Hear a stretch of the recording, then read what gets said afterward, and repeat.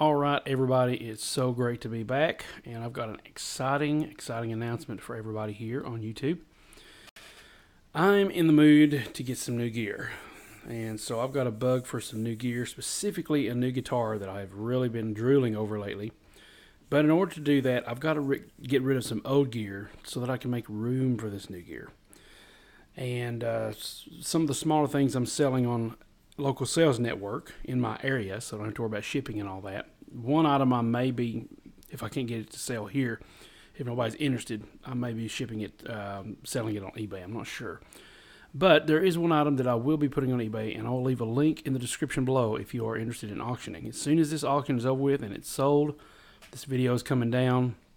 So without further ado, it is going to be a very precious friend of mine that I've had for years, and that is Lil Blues. Yes, I am willing to sell Lil Blues. This guitar here has been with me since 2001, and I just have to say that I've had it for 2001. It's been nearly 20 years. It's been a great guitar. But since I got my Ibanez and my Strat, Squire Strat, Affinity Strat, I haven't been playing this in that much. It's been kind of ignored, hanging on the shelf. And I thought, well, this new guitar I want to get will definitely not be ignored. And so I'm willing to part with this piece of gear. Now, let me go over what it all is and give you a few more better shots of it here, okay? So let's see if we can get a decent shot of this. Okay, so first of all, you can see down here, this is something I did with my bullet journal. This is the new guitar that I want to get. It's an Ibanez AZ242BC. It is espresso burst. Beautiful guitar. It's got all kinds of pickup combinations, a roasted maple neck, and all these different things like that. But as you can see, each one of these blocks represent $50. This guitar is going to cost me $1,400, and $1,400 in about $30. So I'll put a little bit extra there just in case. So $1,450. And I've never bought a guitar that much. I've never bought one for that price, but this one seems to be worth it. It is also a premium guitar. My Ibanez over here is just regular RG. I'd like to have a nice Ibanez. This is the more the Stratocaster look. As you can tell, it has the doesn't have the sharp horns. It has more of the curved horns, kind of like the Strat here. This is the one that I'm holding in my hands right now. Okay, so we're going to go over all these specs, and hopefully you can see that because I can't read it upside down. But we're going to go over all these, and when we get back to it, I will kind of go over anything that I might have missed. So let's go ahead and give you another close-up on this actual, let's see, let me find it here. Been having problems with Open Broadcaster software lately, so, and just now figured it out that I think it's because my backup system was backing up a hard drive, which I did not know was happening. I really need to pay attention to that. But here it is. So first of all, I think it's this is a standard Mexican-made Stratocaster. I bought it back in 2001 at a music company called Strings and Things. It's a local place in Tennessee, Crossville. And I've had this for years. It's been well worn in. The neck is now worn in so that the frets aren't so, they're not sharp on the edges. It's very beautifully maple neck. I can't go over into all the details because I haven't really researched a lot of this out. But it's got maple neck and maple fretboard. Everything on this thing is stock except for the pickups and the tuners. If I'm not mistaken, that's it. What you see here is my Texas Blues, what's called an axe wrap. I did a video on this on my YouTube channel years ago when I first put this on. Underneath, it is this beautiful midnight blue color, which they do not make anymore, okay? They do not make the midnight blue, and it comes with the DiMarzio strap. It's a clip-lock strap. It comes with, I don't want to unscrew this right now, but it comes with a trim setter, hip shot trim setter, already set up. I set that up myself years ago, and I haven't really messed with it at all. It still works just fine. I actually had this guitar professionally set up about a year ago, maybe a year and a half ago, by Granger's Guitars, Custom Fretted Instruments in Spencer, Tennessee. They set this up for me. They got the neck and everything. strayed and all that good stuff. I didn't really have any problems with it before, but I hadn't had a setup in a long time, and I wanted to have it done. I've basically maintained the guitar myself, put in these pickups myself. What you see here is the DiMarzio Chopper. This is the pickup that Joe Satriani uses in his newer model guitars, and I was using it before he was, which is pretty cool. This is the DiMarzio Tone Zone S pickup, which is an amazing, amazing pickup. Beautiful clarity in the chords and in the notes. When you're picking, when you're playing, love this guitar. Love the sound of that. If I ever have another pickup for the bridge that I ever buy, it will still be the DiMarzio Tone Zone. I mean, it has amazing, amazing sound and tonal qualities. Smooth switching. I mean, complete, smooth like butter. None of the knobs stick, anything like that. Very easy to turn. All the knobs work. Everything on this guitar works. Original bridge, which I took off and cleaned about, I want to say a couple years ago. So I've got it set towards floating at about, I want to say 8 millimeters. I can't remember. It's in the what the manual says online. What they recommend you put it on here. Original neck, like I said, it does need a string change, but I will be throwing in a pack of string joy strings. I did a review on the acoustic string joys. I never got around to playing with the electric string joys because I wanted to put them on this guitar, but I never did. So these definitely need a string change, but I'm going to include those in for you. I'm not going to change them myself because you might not like the strings. You might want to change and put your own strings on. That's up to you. This is set up for a set of 9 to 42 gauge. So it's sometimes it's known as light. Most of the time it's super light. For Ernie Ball, I use the Ernie Ball Super Slinkies, the pink pack. That's the 9 to 42s. Up here, as we go on, you'll see that we have just the original nut. I don't know what this is made out of, but original nut. We have the truss rod hole there. These are Spurzle locking tuners. These did not come with the guitar. I installed these myself, had to put them on. And before you change the strings, I recommend you definitely read up on these because what you need to do is unwind the string first, loosen it, and then you will unlock the tuner. Now, it's kind of backwards. It's righty-loosey, lefty-tighty, if I'm not mistaken. I don't want to do that right now because it'll mess the string up. But what you want to pay attention to is you really have to make sure that you do not lock the string too hard because the little pole inside of that will freeze up on you. So you just give it a kind of a twist and then a little bit more of a twist, and you're good to go. Nothing really hard. I've locked one up before and I had to replace it. And these are about $10 a piece to replace. Not too awful bad, but you don't want to have to fool with that. Now these are not. Interestingly enough, these are held on by. They don't have any screws in the back. They're actually some pre-drilled holes that I had to put in the guitar, and they kind of sit in those holes.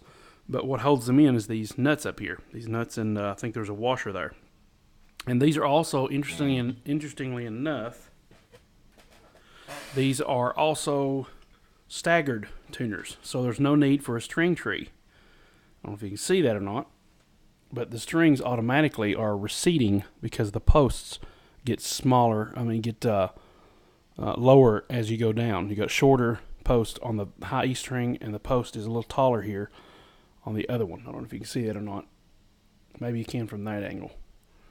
But yeah, Spurzle locking tuners, love these things, and the tuning is immaculate. I learned to tune this thing, a tuning strategy from a guy on YouTube here named Frudua. I don't know if that's how you pronounce it or not, but it's F-R-U-D-U-A, and I think his YouTube channel is Frudua TV. He is an Italian guitar luthier, and he knows his stuff. Basically, he said you tune the guitar, you whammy bar it down, you tune the guitar, you whammy bar it down, you tune the guitar, you whammy bar it down. That way, anytime it gets out of tune and messes up, you don't touch the tuners. You just whammy bar it and reset it, and it's back in tune. Now, let's see if I can demonstrate some of that. Okay, so let's go ahead and tune this up. I'm using my Zoom Multi-Stomp MS50G pedal. That's what I'll be using for these tones, so hopefully it won't be too loud. I tried to test these levels before I started, so we'll see what's going on here.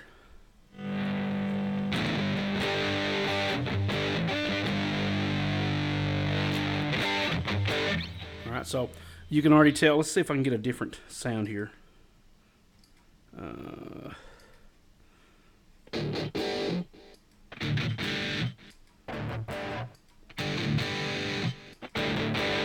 That's my Marcos Foley tone. Now this sounds totally different coming out of these headphones instead of the actual speakers here. So it's very interesting. Instead of coming out of an amp, it's a different tone every time. So I think I'll use okay,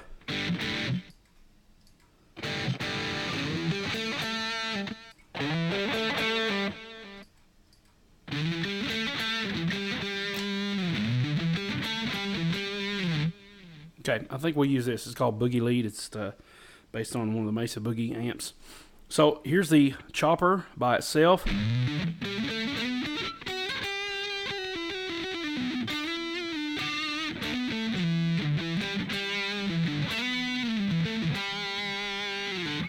Okay, we're going to be on these two pickups. The Coil splits on this, and it becomes a strattier sound.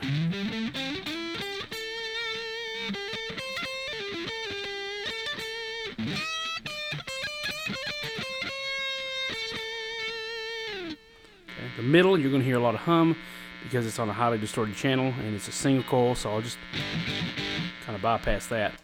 Now we're going to have very little hum. Now keep in mind the pedal itself has a noise gate as well, and so it's going to have a little bit less hum than normal because of the way, it's not exactly going to sound right without the noise gate on the two middle positions, because it's not completely, it's hard to explain. To me, it's not completely fully humbuckered, even though there are two kind of settings here. Now that's more twangy sound. Put a tube screamer on there, and the Joyo pedal I've got.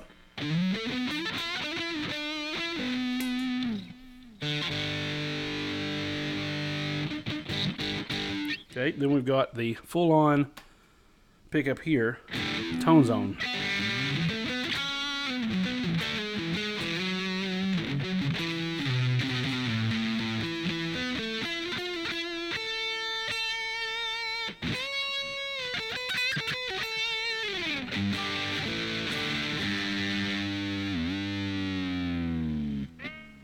Okay, still in tune.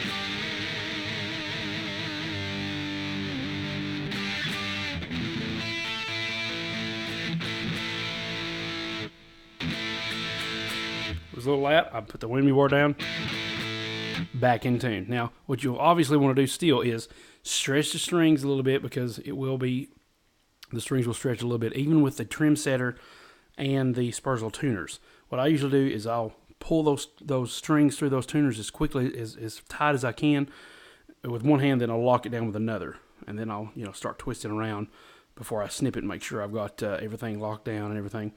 I'll also say it's a little tricky to do the top one here, the E, the low E, because it's such a thick string. So you just have to kind of wiggle it in there and just do the best you can when you unlock the tuner itself. Wiggle it through there and try to get it to go through there.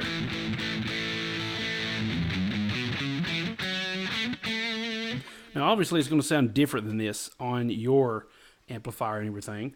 But, for example, let's go ahead and bypass this one and put a different, use my Digitech pedal here and see what it sounds like.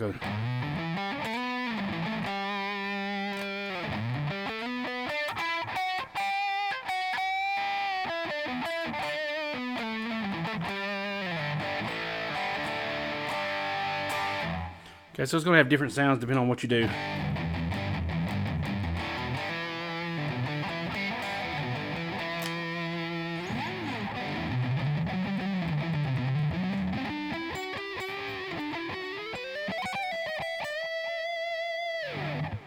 Okay, so different tones depending on what your amp and your, kind of, software, if you use emulator software, sounds like. Let me put it back on what it was. Okay, so the other thing is this is just vinyl. It peels right off, and it's going to look, like I said, the other side is going to look just like, the front is going to look just like this one. This is the actual guitar I used when I created my Secrets of Texas Blues Guitar course at secretsofTexasBluesGuitar.com. This is the guitar I used. Now, back then, I didn't have an axe wrap. So this is actually the logo and what the DVD cover and all that of my Texas Blues guitar product looks like. So it's kind of like, you know, some memorabilia there, but it peels off easily if you want it to come off. You can get in touch with the people at Axe Wraps or Axe Wrap. Look that up on Google if you have any questions about it, and you can order your own for Strats if you like a different pattern. If you just like it plain blue, take it off. It's fine. There was a decal, a Jesus decal that I had to take off, much as I hated to because I really like it. It looked good on this guitar, and you can see that on some of the videos on Secrets of TexasBluesGuitar.com. But I had to take that off. I cleaned it off before I put this on, so the front is just as immaculate as the back. Very few, if any, scratches that I'm detecting. There are a couple spots that I want to point out to you. First of all, barely noticeable, is right here on the neck. You can see that right there. The paint chipped just a little bit when I was doing some neck work on the guitar, and it chipped just a little bit. Not the actual wood, but the finish did. There's a little bit of a blemish there, and on the other side there's a little bit of a blemish there in the finish only, not in the neck itself, but in the finish. So that's the only really two things that I can think of off the bat that, you know, really, you know, as far as blemishes or anything like this. I didn't want to have like a Stevie Ray Vaughan guitar where it's all beat up and everything. Didn't want to fool that. Incidentally, to get the axe wrap off, you pretty much need to unscrew the screws here, and this can peel off here just fine, but when you change the strings, that's another reason I'm not going to put the strings on, because when you change them, you can do some of this stuff yourself. Take the screws off the pick guard, and then just pull this right off. It's just a plain white 3-ply pick guard on the bottom here that you can check out. Now, going back to this image here, let me find that. You can see what we've got here is some features here. Okay, now this is everything that I can think of that I've done. Oh, the other thing is, the main thing that I think, other than the trim setter, let me go back to that image there. Let me find that here. The main thing is, you might have noticed this earlier, it has been signed by the great Steve Vai, Joe Satriani, and Yngwie Malmsteen. Okay, Steve Vai's signature, I'm sad to say, is starting to wipe off. I did have, for the longest time, I had a piece of plastic over that, but it was starting to get bent, and it was getting dust and everything underneath it, and I didn't want to fool with it. And what you can do probably is reverse this and screw it down, or just save the plaque yourself, and you'll have the back open if you want to, which has the trim setter in it, like I said. But you have Satriani there on the, according to what you're seeing, that'll be the left. The bottom right is Yngwie Malmsteen's signature, and it is dated as well, 2003. And Steve Vai's is somewhere in the middle. It's kind of faded out. But it comes with a matching poster. I've got a matching poster I'm going to sell with this kind of package. It's on the wall right now. But it is it's an insert of one of the guitar magazines, which is Guitar World.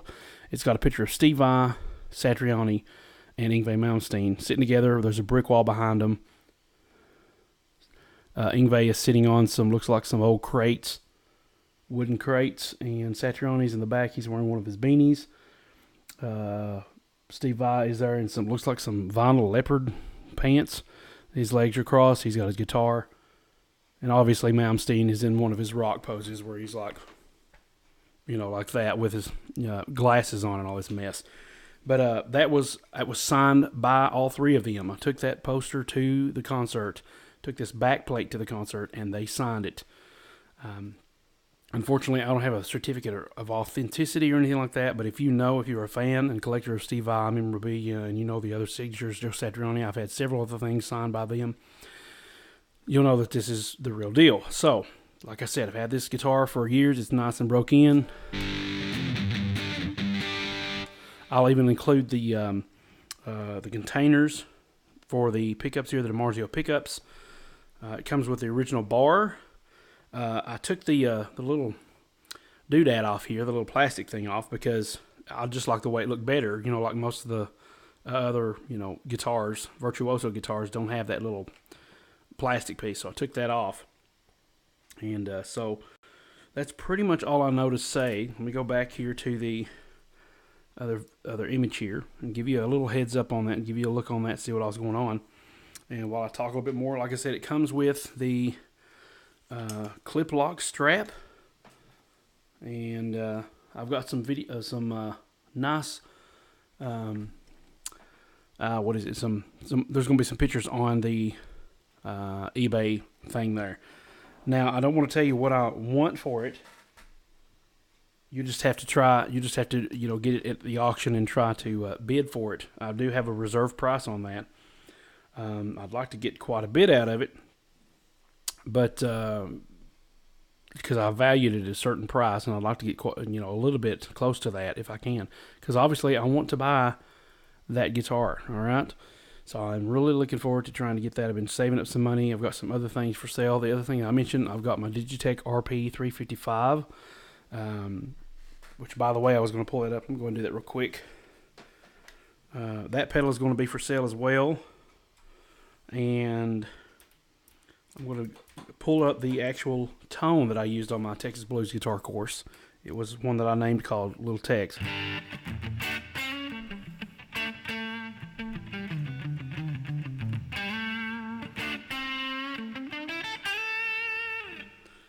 Add a little bit more distortion on there.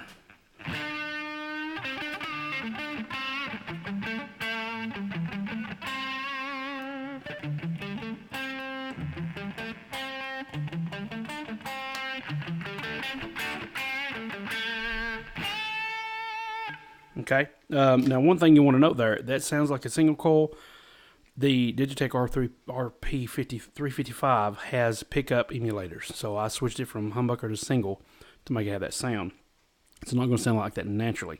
Like I said, this is the pickup that Joe Satriani uses, the Chopper S, Tones on S.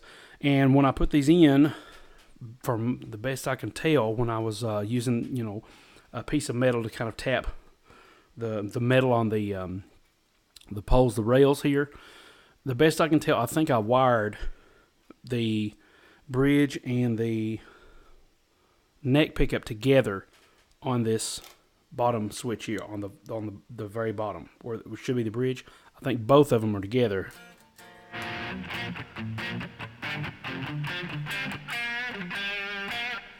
So let's test that theory here.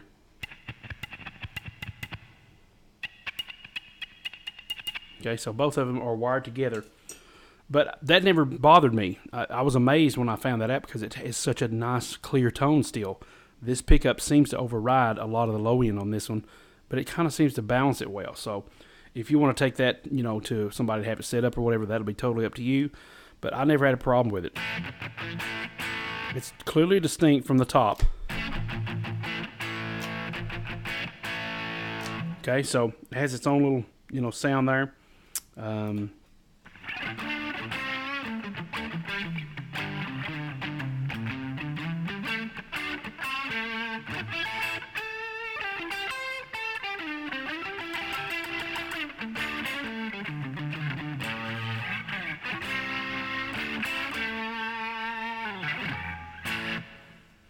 Okay, so that is basically, I'm trying to figure out how it is. Basically, the sound of the guitar, the specs of the guitar. Like I said, this is the guitar I used on the Secrets of Texas Blues Guitar.com. Also, the RP 355 is the tone I used, is the pedal I used for all the tones on that same course. But right now, until the sale is closed, if I make the reserve price, then it'll definitely sell. If I don't, either I have to figure out some other way of selling it, because I want this other guitar. Even though I hate to see it go, I want it to go to a good home, because it's got some good tones on it. Feels good to play. Feels natural. All the switches are nice and seamless, very nice and smooth. And yeah, somebody's going to really enjoy that guitar. It is a Stratocaster made in 2001. Serial number and all that stuff's on it. And so yeah.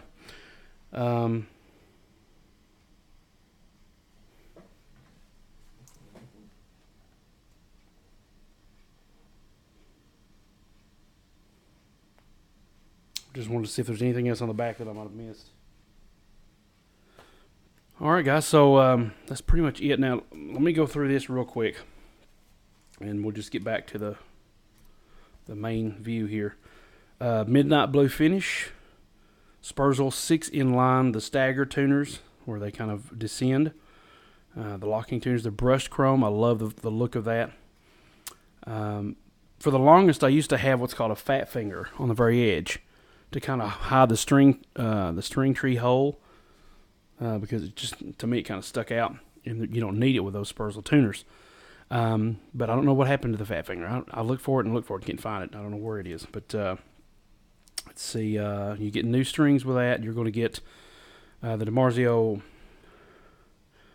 the pickup, the plastic pickup things that they go in case you decide you want to sell them later. Chopper S, Tone Zone S. Oh yeah, and I installed a 500K pot in the volume when I put those humbuckers on, because they need that kind of output. So there's a 500K pot volume pot. The hip shot trim setter is in the back. It's there. If you do not know how to use that, look it up on the internet. Do some YouTube videos, contact Hipshot, take it to a luthier who knows, because it is kind of tricky. Nowadays they've got some better solutions, but it's kind of tricky. And if you don't like it, take it out, put an extra string there, and sell it. Somebody else might want to use it. But that is, I believe, one of the factors that makes it sound so good and keeps it in tune. You can bend. I didn't demonstrate that, but you can bend and it will hold its tune when you hold the other. When you hold another string down, it will hold its tune because of the trim setter. Kind of helps it come back to a 0 point. Autographed backplate, the matching poster, the clip lock strap, the original tremolo arm, the axe wrap that is completely removable unless you just want to keep it.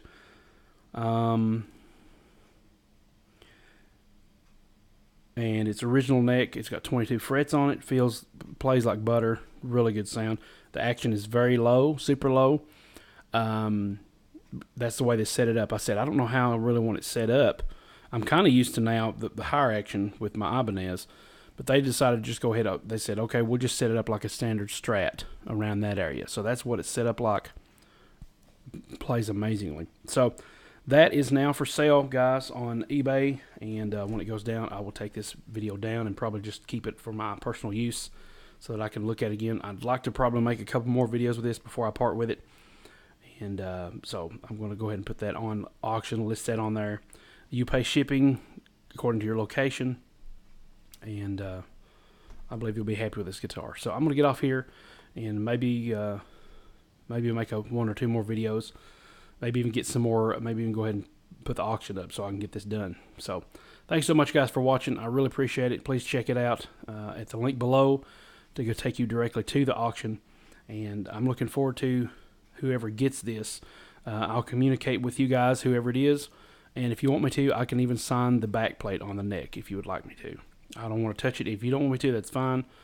But I can sign the back plate if you want me to. So thanks so much for watching, guys.